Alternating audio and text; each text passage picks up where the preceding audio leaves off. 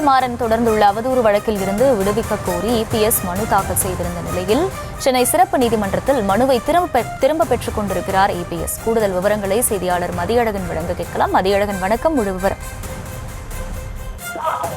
மண்ணு முடிந்த மக்களவைத் தேர்தல் பிரச்சாரத்தின் போது மத்திய சென்னை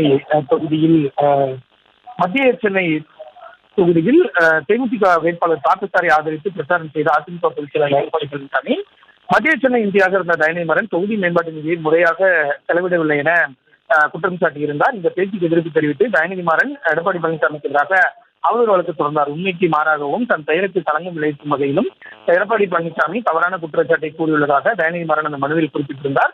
இந்த வழக்கை சென்னை மாவட்ட ஆட்சியர் அலுவலகத்தில் உள்ள எம்பி எம்எல்ஏக்கள் மீதான வழக்குகளை விசாரிக்கும் சிறப்பு நீதிமன்றத்தில் நிலுவையில் இருக்கிறது. இந்த வழக்கின் நீதிபதி ஜெயலலிதா ஏற்கனவே விசாரணை கொண்ட போது எடப்பாடி பழனிசாமி தரப்பில் ஆஜரான வழக்கறிஞர் வழக்கிலிருந்து விடுவிக்க கோரி மனு தாக்கல் செய்திருந்தார். அதற்கு விடுவிக்க கோரிய மனு விசாரணைக்கு உகந்ததல்ல, வழக்கு எண்ணிடக்கூடாது, எனவே இந்த மனுவை ஏற்கக்கூடாது என தயாநிதி மாறன் சார்பில் ஆஜரான வழக்கறிஞர் கடும் எதிர்ப்பு தெரிவித்திருந்தார். இந்த நிலையில் இந்த வழக்கு இன்று மீண்டும் விசாரணை கொண்டபோது எடப்பாடி பழனிசாமி சார்பில் ஆஜரான வழக்கறிஞர் வழக்கிலிருந்து விடுவிக்க கோரி தாக்கல் செய்த மனுவை எடப்பாடி பழனிசாமி திரும்ப பெற்றுக் கொள்வதாக தெரிவித்தார். இதனை ஏற்றுக்கொண்ட நீதிபதி வழக்கினுடைய அடுத்த விசாரணையை ஏப்ரல் மாதம் 9ஆம் தேதிக்கு ஒத்திவைத்துள்ளார்.